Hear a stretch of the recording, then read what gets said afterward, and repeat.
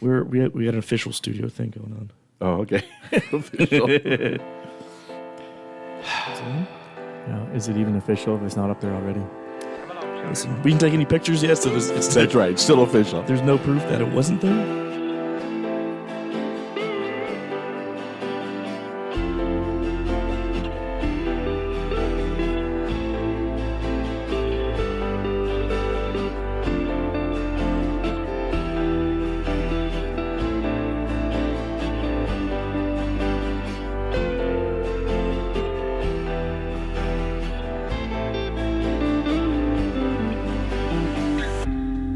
Is it too much gin?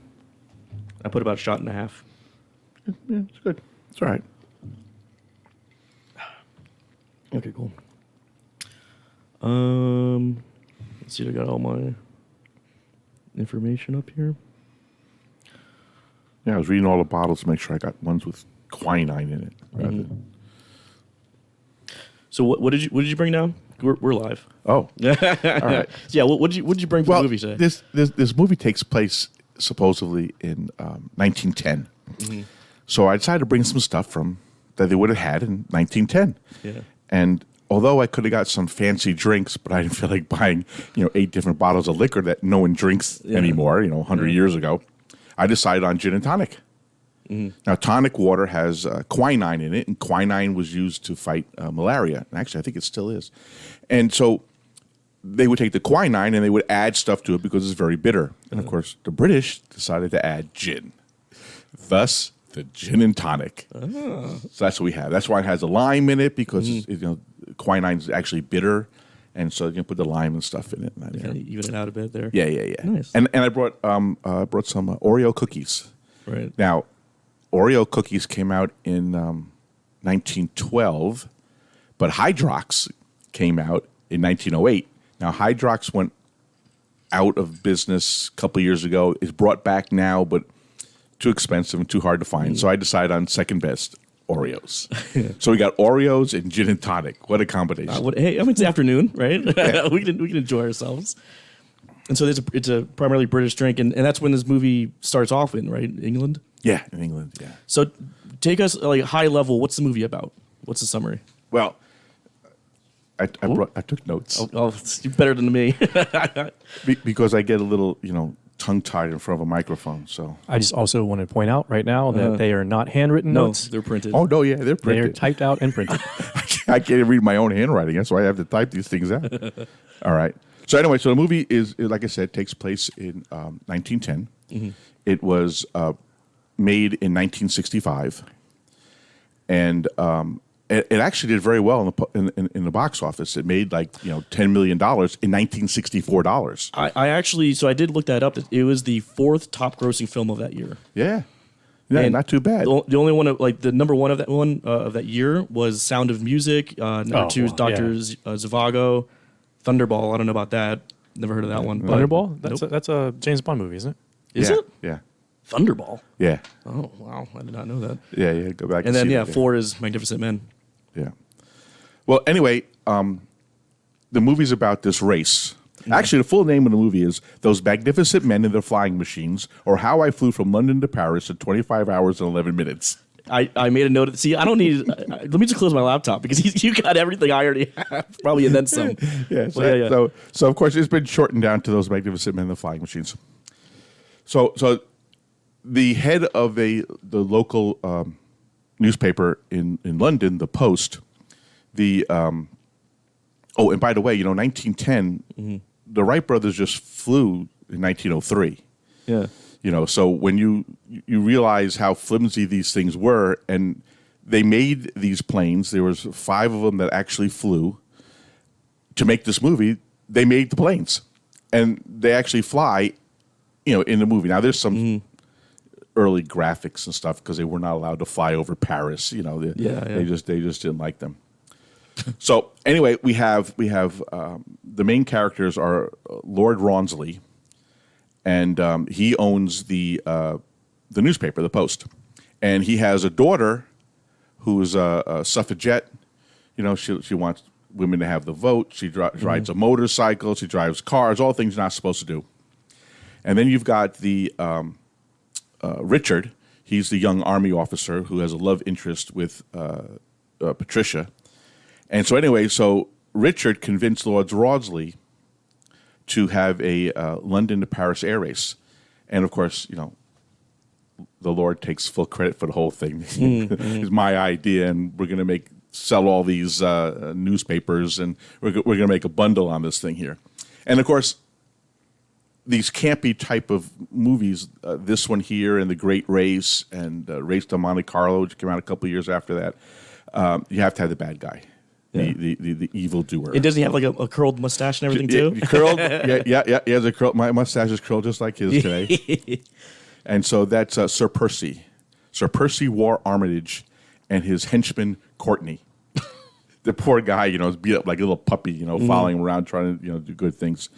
So that's the main story is the race from London to Paris. This is just a few years after the Wright brothers flew. It was only I think a year after the very first person flew over the English Channel, and the subplots would be the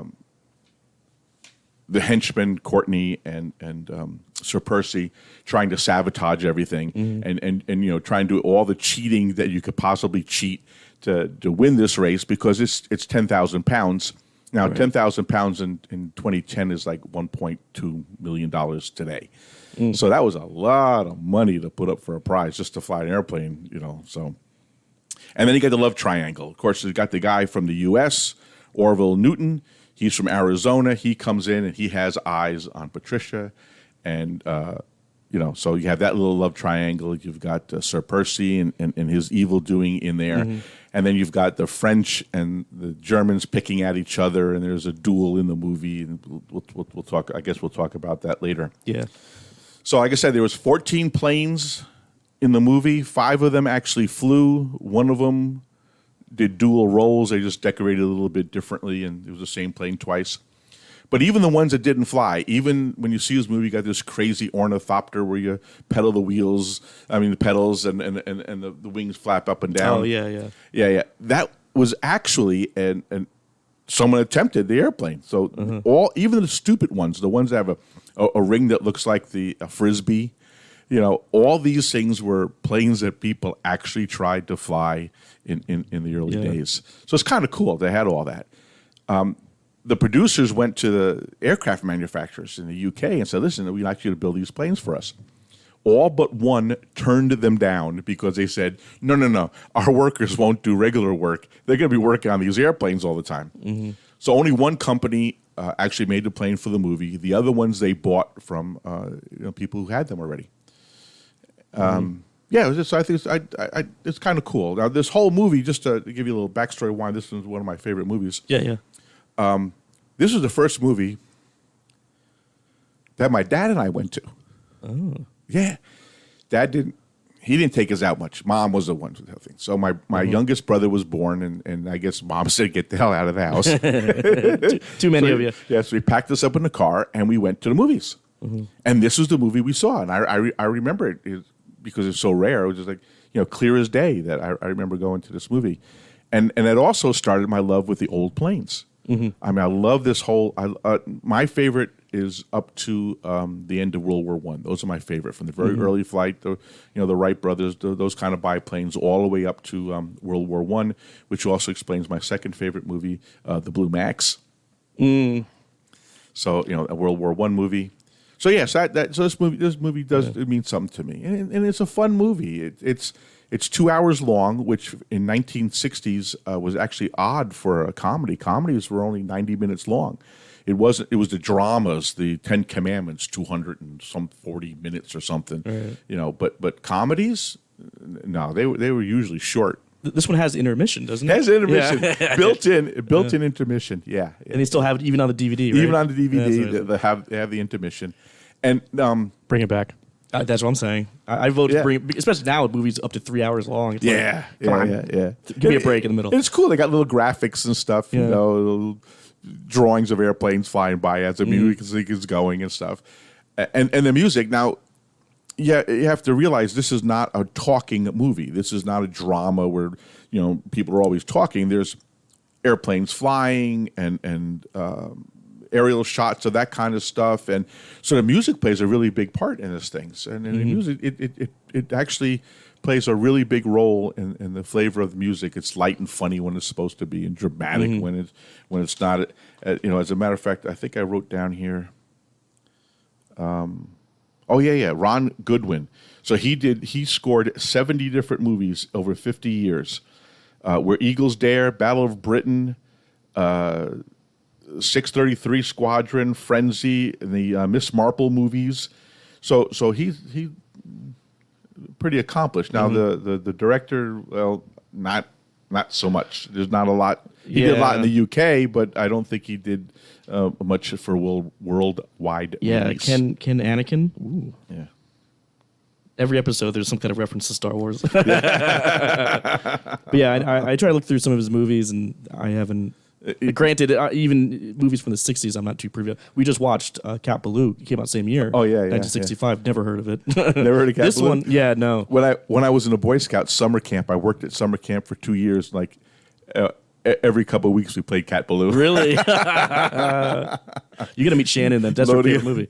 Loading them up, with the 16 millimeter on the projector. And, that's where I first learned about the little flashing light in the upper right-hand corner. As a matter of fact, if you watch movies now, you may still see that if they don't edit it out. When the cut, right? Yeah. They got one flash, and then like 6 seconds later, they got two flashes, and that's when the reel ends. So that's where I learned that from from watching Cat Ballou all those times. I don't think they kept that in on the. We rented it on Amazon. I don't think they still had that. No. It would have been nice if they little tidbit, right? They kept it in there. Yeah. The upper right hand corner, just a little flash of light. I can still remember in elementary school, the school still had those style of projectors, and I can still remember the sound of when they wouldn't stop it, and it would just rip the last bit of film through, and it'd be spinning. And yeah, I mean, Dad, I think you need to take over this podcast. You literally went through my questions there. Oh, sorry. No, it's fine. I mean, that's what we want. want. Love it. Yeah, it's what we want, right? I went to a museum this past end of last year that was like all about the history of flight. I think it was in Ohio. Yeah, Dayton Museum. Yeah, the Dayton Museum. Yeah. Incredible. Sure. Absolutely. That's where Wright brothers are from, Dayton. Mm-hmm. Yeah, all had a couple, like one of the original wind tunnels that they built. Yeah. All kinds of incredible stuff there. They did scientific studies and everything, where everybody else was just throwing things together. The Wright brothers did all the scientific, all that with the propellers were done in a wind tunnel and the wing warping. They found a place in the U.S. that had the highest sustained winds that weren't like a hurricane. That's why they picked the Carolinas to Kitty Hawk, and they weren't out for fame and glory. Because they didn't invite anybody out for the first flight. They took a lifeguard that was hanging around. Hey, come here, hang on to the end of this plane. And there just happened to be a photographer there taking pictures. And they took a picture of the first flight. Yeah. But they didn't, they didn't tell, even after that, they didn't tell anybody. They wrote a letter home saying, I think we got something here. And that was it. They packed up the plane, went back to Dayton, did a few modifications, and came back the next season. It was crazy just to see how tenuous the materials were, too. It's just like you're looking at this like this. Someone was in the air with this piece of paper mache. Effectively. I know, like for this movie too. Speaking of like the wind and everything, and trying to find the right conditions, all the flying that was filmed in this movie was before 10 a.m. Because that's when the winds were still the calmest. That's right. Yeah, that's right. Yeah. Do you know if any of the planes still exist? Like in the model. All the ones that fly in there, they still exist, and they're an old Warden. Aerodrome in the UK, and they some still fly. They don't fly every week there. I think they fly like once a month. They take the planes out and fly, and they rotate through them. So it's not like every month that all the planes fly. So they still fly. They have a little one. I can never say the word right. Damosel. Again, this was done by a Santos Dumont. He designed a plane, and it flew, but when they tried to fly it for the movie, it was very unstable, could barely get off the ground. They couldn't figure out what was going on with this thing, and they did studies on it and everything, and they checked everything, and they finally realized that Dumont was a very small, light guy. So they found a woman, I can't remember her last name, her first name was Joan, a stunt pilot, and she flew that thing like there was, okay, let's get in and do this thing. And it's small. It's not much bigger than this table. It's like, wingspan of 10 feet maybe. Yeah. Wow. And you sit underneath it. You hang underneath it. Now, that is not to say this movie hasn't got its errors. They describe the planes not the way they really are. Mm-hmm. The plane that the American flies is not a Curtiss plane, and it doesn't have an Ansanti engine in it. But it just sounds better when you do these things, because even in the 60s, people knew about the Curtiss company, Curtiss Wright company, and so they had stuff like that there. So there's a few other name changes made for the airplanes, because originally they wanted to build these airplanes, they couldn't find them, so they had to buy them from people, and they just but they all 5 of them flew. Mm-hmm. I when I was looking this up too, there were actually 2 that were like original vintage planes, but they didn't fly. They were just on the ground the entire time. Yeah. They didn't want to risk anything, I assume. And I think they still exist, at least until as of 2016. I do want to point out for those going to be listening that everything that he just said, that Dad just said, is off the top of his head. Like, he just knows these things. The only thing that he's read off that paper was the description of the movie, and that's it. You are an encyclopedia. You are just a wealth of knowledge. That's why I'm really glad that you came on, and this is the movie you picked too. So wait till I come back with the Blue Max. Oh yeah. And didn't you have the Red Baron game on PC? Yeah. Red Baron game. I remember playing that, dropping the bombs on the little towns, little targets. Yeah. I've got a quarter scale Newport 17 hanging in the garage. It's not finished yet, nor will it probably ever be finished. So anybody out there who wants a quarter scale Newport 17, just contact Frank, and we'll see what we can do. Yeah, there we go. Yeah, tweet at us. Who knows? Maybe we'll get someone. Yeah, we have people in I think the Netherlands listening. I think we got one person in Italy. I don't know. Who knows? Awesome. Well, it's been a while since I've seen this movie. This one I'm not surprised by. I completely forgot about it. But when you picked it, I'm like, oh, that makes perfect sense for Dad. That perfect sense. Mom's movie, no idea. Never even heard of Beaches at the time. Oh yeah, that was a favorite movie. Yeah.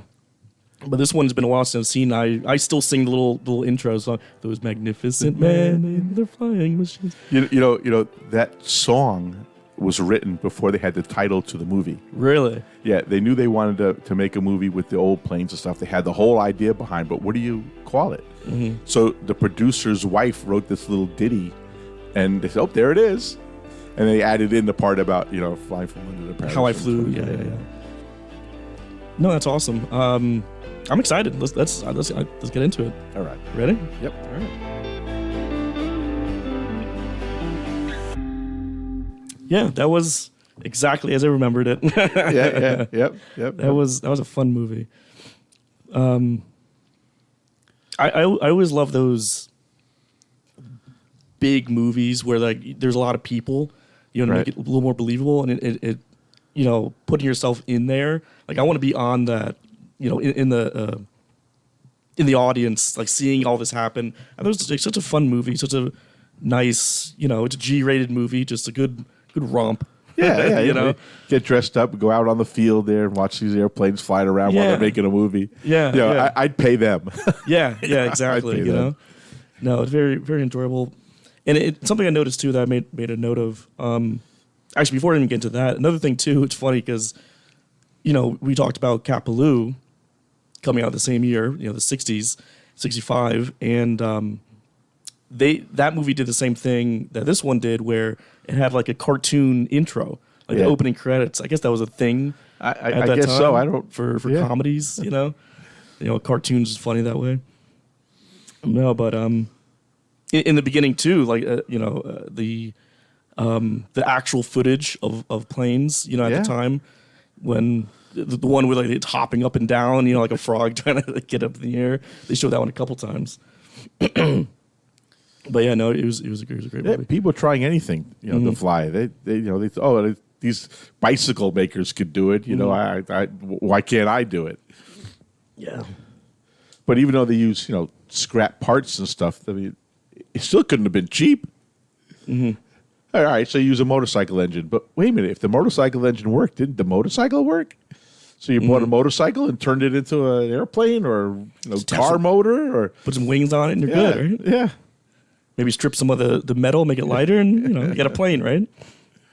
No, we kind of you brought it up in the first part where there wasn't there was a lot of the movie which was just the flying, Right. It was just the race, like about the second half of the movie, and the villain wasn't really much of a villain. He was just another character, So it didn't really follow him so much. It just he was a side character. He didn't influence really anything in the movie. No, not much. Not much at all. Yeah. But, the bad guys don't get nowhere. He had a 2-hour head start, and he ends up being stuck on a train.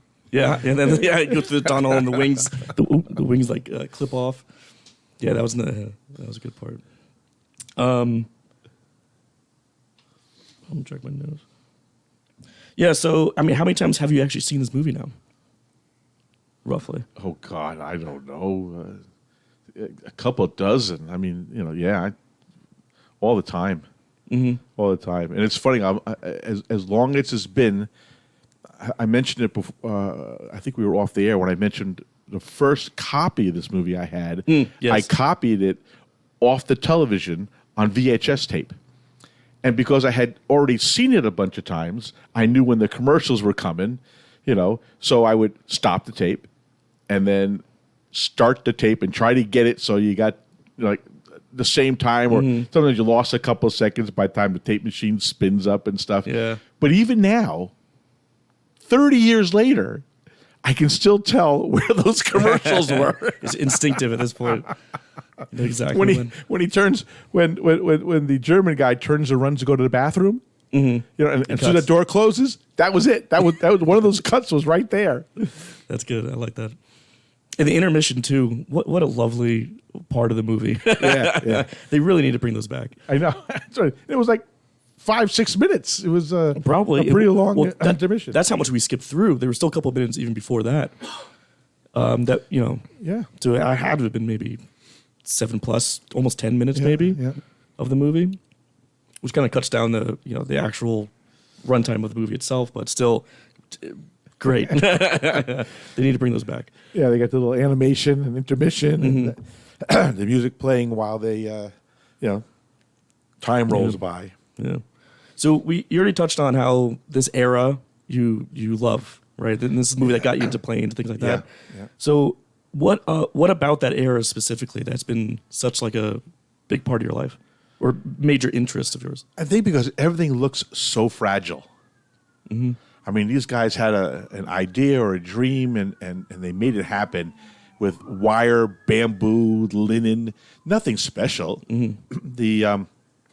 All the motors, the Wright brothers' engine they couldn't find one light enough, so they built one. And just all these things, just something about it. The ingenuity, right? Yeah. Everything's still fresh, new. Yep. And you notice they're all different. Mm-hmm. Okay, all right. There was the same plane, it showed up in two different places, the Japanese and but anyway, besides that though, every plane was different. It didn't look like every other plane. And I think that's another reason why I like the era. Everything's a little different. And they all flew a little different. Just because you learn how to fly one doesn't mean, like nowadays you get into an airplane and you can fly any other airplane. Mm-hmm. Back then you couldn't. The one that Orville had, those controls were actually backwards. If you wanted to turn left, you had to put the stick to the right. And everything was complete opposite. You wanted to go up. Nowadays you pull the stick back so it goes up. No, back then it was the other way around. That must have been jarring, because it was more of a pulley system, right? Right, yeah. Right. So you'd have to have additional pulleys to reverse things. You'd have to go to the other side of the plane, which and is back just again. unnecessary. Yeah, right. Yeah, and they still maintain the inverted flying as far as up and down. Even today. Right. Yep. So I like that. I like all that. It gives you a feeling like anybody could do it. And there's no way anybody. Yeah. Well, I mean, at the time, it seemed like it, right? Just about everyone. At least that's how the movie kind of portrayed it a bit, where doesn't matter who you are, you know. They Right. all, like you said, grab a bike, put some wings on it, you know, And off you go. and off you go. It was almost like alchemy, right? That like the inventiveness of that era was just like, it wasn't, like you said, the Wright brothers had more of a scientific approach to it. But then there were other people who were just like, I had this idea, like the guy with the backwards plane, you know, just like, Yeah. clearly that doesn't work, but like people were so inspired to just come up with new things. Yeah, but hang on a second. Take a look now. The largest selling home-built airplane is a Canard. Yeah. And the wing is actually in the back. The little wing is in the front. That's the same thing they had in the movie in 1965. They didn't have Canard planes in 1965. Or, like I said before, all these were taken from back in the era. So even then, they thought about having the controls in the front and the wing in the back. The Orville's plane, his elevator was in the front. Remember, you see that Yeah. big thing in the front. The Wright brothers was that way. Yep. Would there be anything about this movie that you'd change? If I was to remake the movie, I would change the computer graphics. Right, when they're flying in Paris. Yeah. Okay. All right. All Wait, right. what? There were scenes that were What do you mean? manufactured? I thought it was all, I didn't even Did you notice? didn't even see. He was so enthralled in the movie. You gotta lay off that gin and tonic, man. I love the like just the whole Frenchman, like, you know, all the various scenes with the Yes. woman Yeah. meeting her, and then like in the field with the hay bale. Yeah. And it's Rolling just the like- hay. Yeah, it's just like, I don't know, just corny in a good way. Right. But we had mentioned about could they make this as a remake, and I would have to say no. I mean, there's so many stereotypes in there and sexist stuff in there. Yeah. Like the reason why to the Frenchman all the women look the same because to the Frenchman every woman was the same. It was just something to conquer. You know, that's Yeah, why he yeah. thought they're all the same person. Right. But I think that's actually why that comedy could work today. At least that you're still right I about hope other, so. but that could still work today because they made the expression of that like all women look the same by actually using the same Yeah. woman. You know, so like it was a really neat way to make that happen. I would like to think that you can make a movie like that today and people look at it and laugh because it is so ridiculous of a stereotype. Yeah. I mean, it wasn't even a real stereotype in the 1960s. It was just, it's so far out there. The Germans with the goose stepping Yeah. as they're moving the airplane out with the sounds the guy was making of the tuba and the, With his mouth, yeah. Original beatboxer. Right, original beatboxer there. I mean, I'd like to think so, but I'm afraid. I mean, if the movie came out and it made itself obvious that it was a caricature of itself, yeah. I can see that. You know, maybe. I know like Always Sunny in Philadelphia does a pretty good job of like these characters are assholes and they're Yeah. gonna do stupid things, but that's what's funny is because they're idiots. They don't realize it. You know, Yeah. so that kind of humor might, you know, I mean the slapstickness I think is kind of at this point maybe outdated. I guess you know I don't think just that alone I don't think it would work in this. I don't know, but it's been 50 years. It's been, Yeah. I mean, it's been 60 years since gee. just about since they made that movie. Yeah, So I think maybe it's time to come back. come back to it. How long has it been since we had Three Stooges and that kind of a slapstick? There was a remake of Three Stooges. That's right. And Well, Early yeah, 2010s. and I don't know. You know, a remake of those movies, I don't think is the way to do it. Like, you know, just being inspired by that era is a whole nother thing, right? Like, write a movie that's new and fresh that's inspired by Yeah, this style yeah. of comedy. well, I mean, maybe not style of comedy, but similar-esque where it's a race across the country, but isn't Rat Race? Yes, You know? exactly. That is what I'm like. Yeah. That is, I think, a really good. On that same note, I happened to notice I was looking at things, and they made a sequel to this. Race to Monte Carlo. Yeah. Oh, really? Except the American name for it was Those Daring Young Men and Their Jaunty Jalopies. Oh, that one there's also, yes. The Great Race also Jaunty came out jalopies. around then. So almost in reverse fashion. So this one they fronted $100,000 to make it. It made over $1 million. Yeah. The second one they fronted $10 million but made the same amount. Ah. Only made like $1 million. So like, yeah, big loss. Big loss, yeah. Yeah, I guess then to your point, Darren, then, I mean, this movie, not to say we ever thought, at least in my opinion, that it needs a remake. I think it's unique on its own. It's a great just standalone, leave it as is. Yeah. But, you know, they've already tried it and it didn't work. They tried to go off the success of it and, you know, when did that one come out, the sequel? 69? Oh, okay, so a couple years Yeah. anyway. Well, here's the other So thing. maybe- It might have been too early. Yeah? Well, and you know, sometimes like it just depends on how. This is a much deeper conversation, but you know, I think in some ways, like the Three Stooges, outside of the physical comedy that can be replicated, that was very much about those three characters, those three men. Like you know, and so it's not like, and when I say characters, I mean the actual individual men in their acting. So it's not like the actual characters of the Stooges were these like big dramatic things that somebody else can like step into the shoes of the Three Stooges and reproduce. I just don't see that. You know, I don't know. I don't see that ever being Right. intellectual property that becomes like great again. A Three Stooges type of thing. There could be a Three Stooges, but not three guys who act like that. Mm-hmm. Yeah. I see what you're saying. I see what you're saying. Do we need to get rid of the cat? No, it's all right. Okay. I just have to watch when she hits the microphone. And the other problem nowadays is cost. I mean, those cars they had there were only 50 years old. You make it today; those cars are 100 years old. You were saying one of them, there's only like one left? Yeah. Well, the Rolls Royce, only one left, worth $30 million. The Silver Ghost, the one when they're in London, and you know, the head of the race is driving onto the field there. Yeah, that thing's now worth $50 million. So Yeah, but I mean, practical effects teams these days are like way more effective.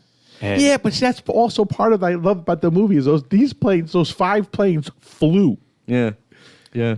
sure. No, I totally agree with There you. were no, you know, I mean, okay, the effects they had were stupid, but Well, that's my point. Is like, you know, on the one hand, you say that what you love about the movie is its reality, but then you also said the one thing you'd change is when it tries to deviate from reality. So it's Well, just kind of a tough. yeah, I mean, but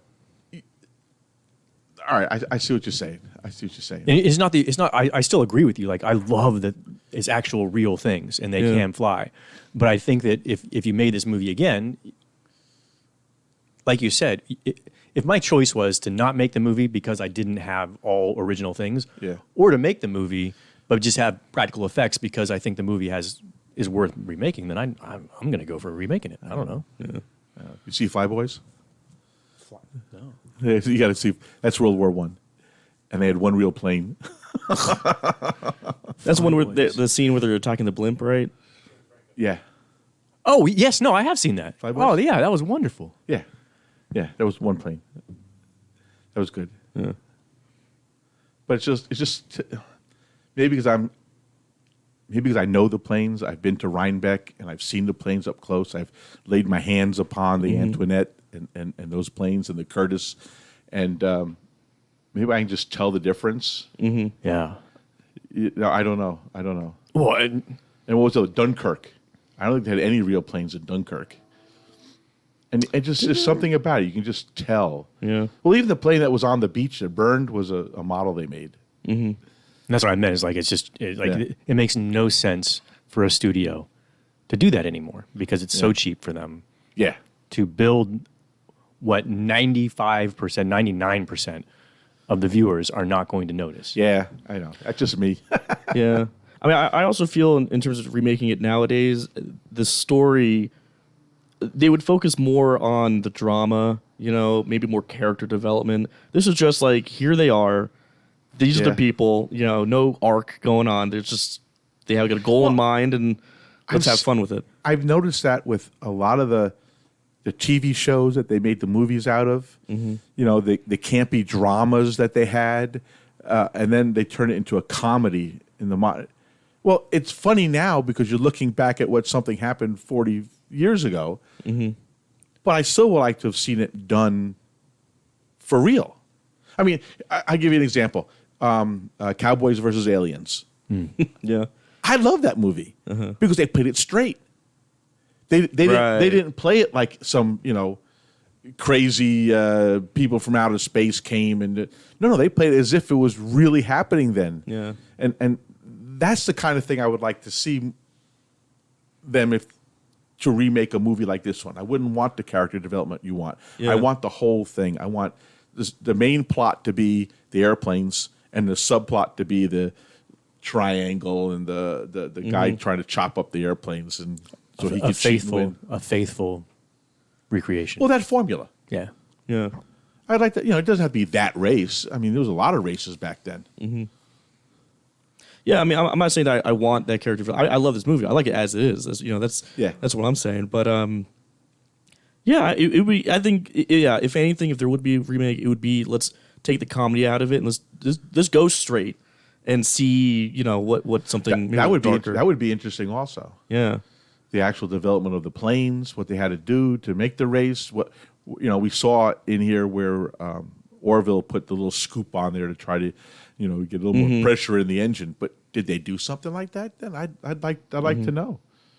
Is that considered? What is that considered? Oh, it's like a supercharger. Yeah, it's kind of what I was thinking. It's like a really, really thrown together supercharger. Yeah, and instead of spinning a turbine to push the air into the engine, you're Just flying. scooping, scoops the air. in the air.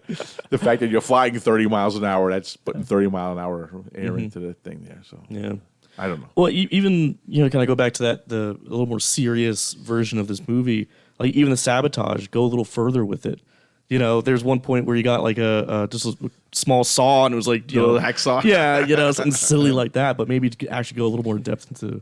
On that note, talking about the villain, it did feel I'm trying to think of movies or even cartoons, but he did have this like classic villain. There's a train scene. I'm trying to think of something like an example, but he seemed to float in and out of like English caricature, and then this completely Villain separate caricature. villain caricature, and it reminded me of so many things and nothing at all. If that makes sense. He didn't tie the woman to the train tracks. He tied the airplane to the train. Thank you. See, Yeah, that's yeah. exactly. I was struggling to even come up with examples. The only thing he missed was the twirling of the mustache. That was it. That was the only missing. Yeah. So it's cartoon. But his loyal sidekick, or Yeah. One thing I didn't understand was the green hat.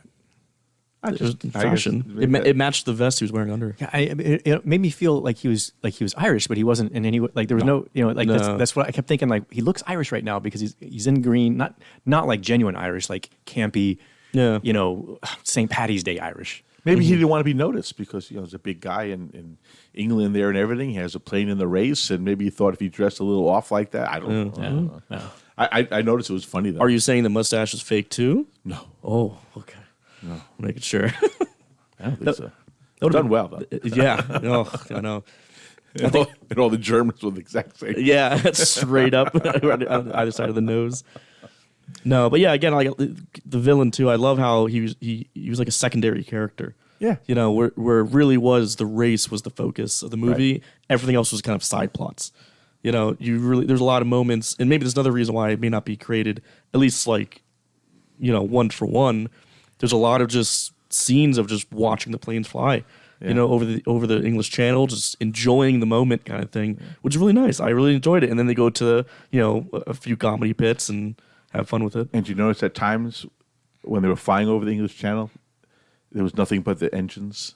There was no music in the background. I didn't catch that. Yes. That's nice. Yeah, Oh. all you did was you hear the engines. Now, of course, those engines were all modern. I was about to Continental say they sounded and really Franklin. like, Yeah. We'll let him pass. to me, the funniest one was a German one where they glued the cylinders on top of the engine, of the modern I didn't see engine. But you saw the Avro they had there. You saw the valves on the top when they had the close-ups of it. Mm-hmm. That was the one that they had built just for that movie. But yeah, those planes are still flying. Of course, they've changed the engines over 50 years. But yeah, some of them actually put the original engines, the engine that would have been of that type, in there, and some of them kept the Continental engines. Was Reinbeck around before this movie? Yeah. Reinbeck got started in the late 50s. Cole Palin was a mechanic, and he worked at Roosevelt Field. And if you look up Roosevelt Field, you find it's a very historic airport. That's where flights across the U.S. I mean, not only the U.S. but across the Atlantic took place. And Amelia Earhart. Cat knocked the microphone. Amelia Earhart took off from there. So there was a World War I museum, and they had a bunch of airplanes in it. And when they were going to turn the airport into a shopping mall, which is what it still is today, Roosevelt Field shopping mall, he bought them all up. And he brought them to a field up, a farm that he bought up in Rhinebeck, New York. And, one-man band, single guy. He'd rebuild the airplanes in his living room and, take out the picture window to put the airplanes in and out, the parts in and out of the house. And he would, fly them on the weekends. Okay. And now it's a really big deal now. Now he has passed, his wife has passed, but they have a really good group now running it as a true, honest-to-God museum. They have flights this weekend. It starts the first weekend now until September. Saturdays, they fly the planes like we saw here in the movie, the Edwardian planes, and they'll pop a couple World War I planes in it, but mostly it's the Edwardian ones. And then on Sundays, mostly the World War I planes they fly. And they got some later ones from the 1920s in there. You can get airplane ride on a standard plane that you used to do for rides and airmail and stuff. So you can actually take a ride up and go over the Hudson River. A little short ride there, short hop there. Yeah. And Mike's actually gone on that, right? Yeah. He went on the biplane, right? Yeah, you want to biplane. Yeah. Well, he and I are big guys, so they wouldn't let us fly together. How many people? It's only 2 people? Holds 4. Really? Holds 4 people. And the pilot. Right. Yeah. But since the 2 of us, we would have only been 2 people, so they did it with 3 each. So they tried to make a few extra bucks in there by not. They were able to fly 2 more people because of us. But the field was really narrow. When I first went, I was 12 years old. I was in the Boy Scouts when we first went. And the field was, I've seen roads that were wider. That now it's really wide. They took down a little hill that was in the back and they made it really wide. And the same, like you saw here, all campy stuff. It's all, they have a little show there with the fake buildings, right? The fake buildings, the Sausage Works and Madame Fifi's lingerie shop and, Sir Percy Goodfellow and yeah. That's amazing. You remember the names of the shops. All it is like just a flat front, Yeah. I don't think it's even like a full building. The Sausage Works is a front for the making the gas for the balloons. So when they drop bombs on the Sausage Works, all these balloons go up in the air. Little balloons go up. Anyway. Yeah, so if you're ever up in New York, up in Rhinebeck in summertime, the weekends, you got to see it show. There's some original planes that they still fly with the original engines. And, of course, now being over 100 years old, the original planes with the original engines are up in the hangar in the back. They don't fly them because they're only original once. Once you start changing too much wood in it, then forget it. Perseus ship or something like that, right? Yeah. How much of it do you change until it's no longer the original? Right. Well, they have the I can't remember the name of it now, but they have the second oldest airplane flying in the world, and they just recovered it. Now, the aviation community says you can put new covering on, but you can't change the engine. Has to be original, and all the woodwork, metalwork, and that stuff has to be. So I took it apart, inspected it all, put new covering on it, and now it's flying again. I remember that being a really a common subject at the Dayton Museum was how they had to be good at sewing and just managing damage and holes and the things that would happen as they try to land. And I mean, I feel like that's a big piece of watching this movie is just imagining, okay, there was 13 seconds of them getting off the ground and then crashing, but that was weeks in the shop. Making it perfect, and now they're gonna have to take that same thing back and spend more time in this shop, and nobody's doing this full time. Well, the next time you see the movie, take a close look. Now that you've seen the movie and it's all fresh. Take a look at it the next couple of days, and then look at the planes, and you'll see the patches. The oil stains and stuff in there.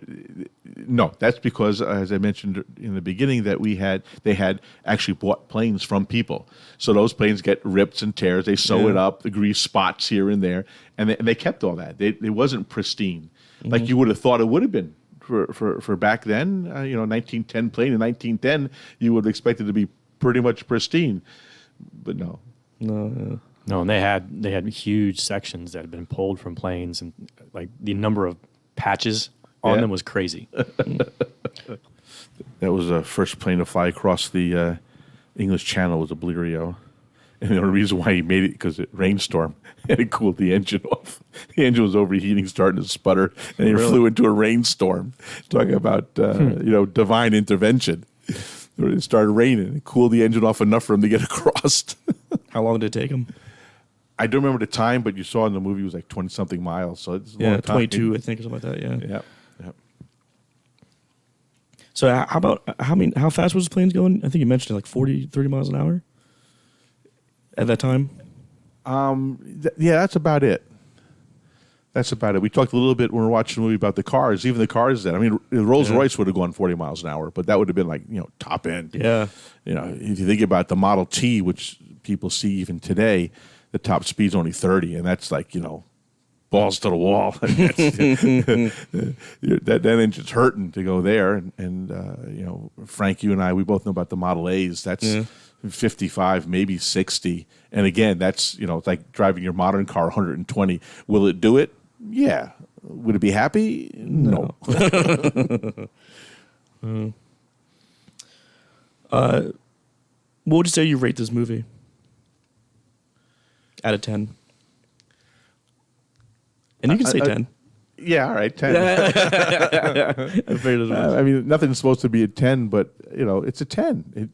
For a movie from 1965, it's a 10. If I have to rate it today, with the type of movies that can be made and the special effects and everything, it might be a 7.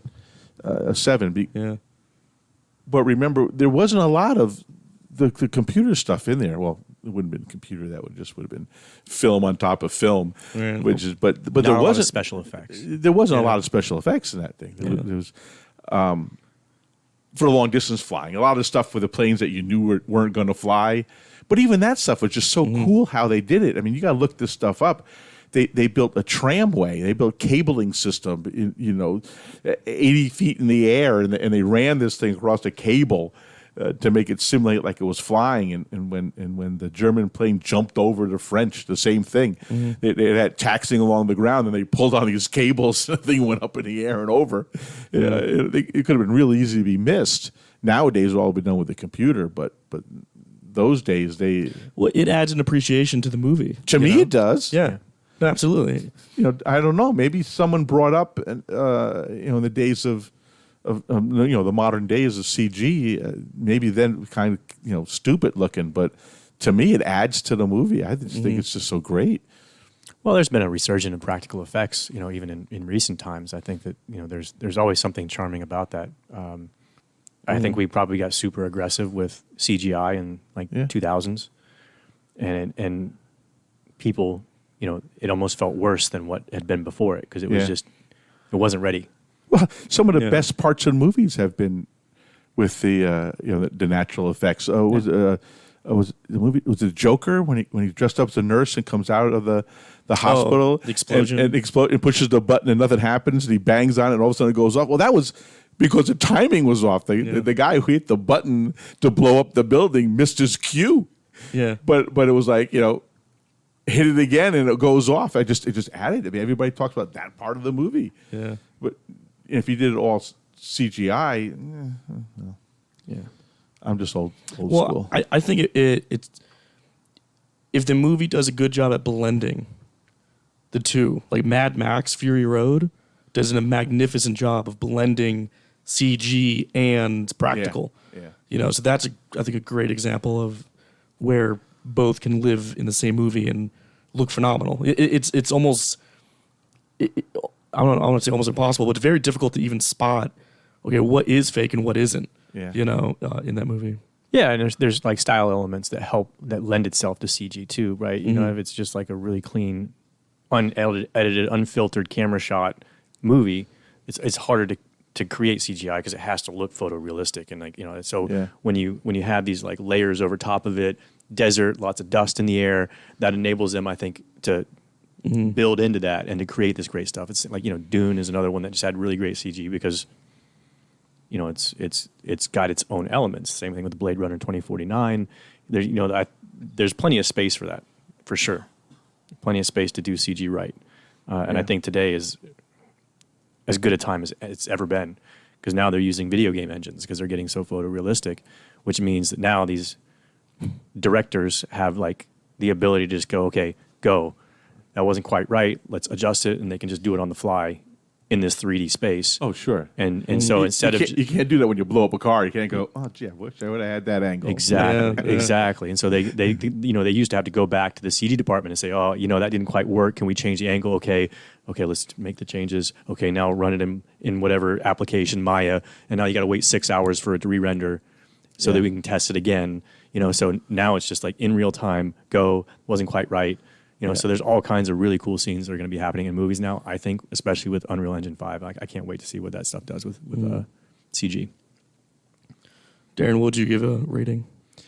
This movie is like what it really, really reminds me of is watching movies with my family. You know, you talk about the kind of movies that came out that year. Like Sound of Music is, I don't know. I never really like categorize or rate movies in my head, but I feel like it's probably in my top 5 or 10. Yeah. Really? Yeah. Was this the first time you saw it? This movie? Yeah. Yeah, absolutely. Nice. And Good. I was telling him, I was like, you know, this cartoon stuff reminds me of I Love Lucy. Like, you know, it just it reminds me of that era, and that, for that reason alone, and because it's got fun acting, it doesn't take itself too seriously. I think I would give this like a solid 8. Yeah.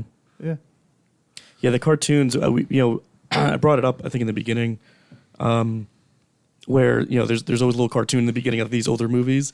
I think that was just, it was a way to tell you, yep, this is a comedy. You know, there weren't a lot of previews, you know, a lot of people were able to see. So either it's a poster or you go to the theater and actually, oh, that seems, you know, you read the title of the movie and just watch it. So it was a way to tell you, the audience, yep, this is going to be a comedy kind of thing. I feel like it was also just sort of a really popular style or something that was done a lot in the 60s. Like what, I mean, there was like even combinations of like movies that would be part in person and then part cartoon. Wasn't the 60s when Bed Knobs and Broomsticks was made? Yeah. I think so. And that's like half cartoon. Are you talking about like Who Framed Roger Rabbit? Like that kind of movie? Well, except in Bed Knobs and Broomsticks, it doesn't blend the two together. It's sometimes people and then sometimes cartoon. Oh, okay. Who Framed Roger Rabbit? That was 71. Oh. Actually, no, they do actually blend it sometimes. Because Who Framed Roger Rabbit, that's a great movie. It is. I love that movie. Yeah, no, they actually do it quite a bit in that movie. Now that I look at it. But But it was again, another blend of CGI and natural. That one's very interesting in how they did everything. Yeah. You know, It's splashing when he's in his sink is real splashing of water, but you know, then they paint in the Roger Rabbit in there.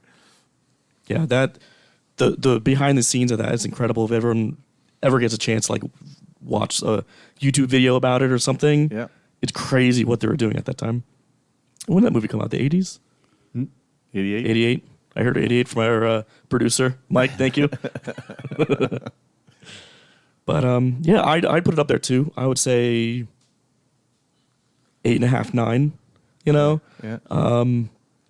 just a great, It's a enjoyable it's movie. a G movie that isn't childish. I mean, you know, anybody could see it. We were arguing whether they said shoot or shit. Yeah, Now, when that came out, no one would have thought that it was anything else except for shoot. yeah. Or shucks, I think. Or It was shucks, that's it, yeah. I also think, you know, one of the things I love about it is just the healthy competition, right? Like I think it's really easy to go, oh, well, back in olden times, things were better kind of, you know, attitude. And so I don't want to go that far. But the movie itself did a really good job of like saying, look, you know, this American and this Englishman can compete with one another. And in the end, say Split the fair is winning. fair, Yeah. Yeah. shake hands and move on. So I like that too, like a positive message in some sense. I wonder if Orville stayed married. I wonder if he really won at the end there. Yeah, did he ever ask the girl to marry? No, but he finally got the kiss. I mean, so and she nodded her head. Yeah, Oh, it was okay. They looked in each other's Yeah. eyes, and she nodded her head. That's how people married back then. yeah. Well, yeah, I guess so. Awesome.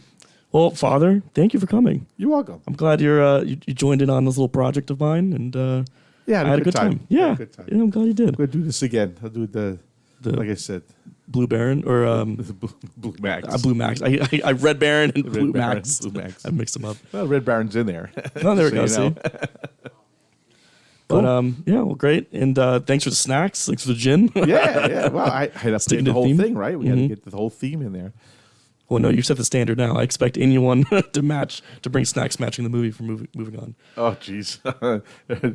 Just be careful about the illegal substances, though. I don't know. Oh, No. Don't bring any of those if you're watching a movie. no, not here. The alcohol, okay, but anything else, no. Awesome. Well, thanks again, and cheers. Cheers. All right, cheers.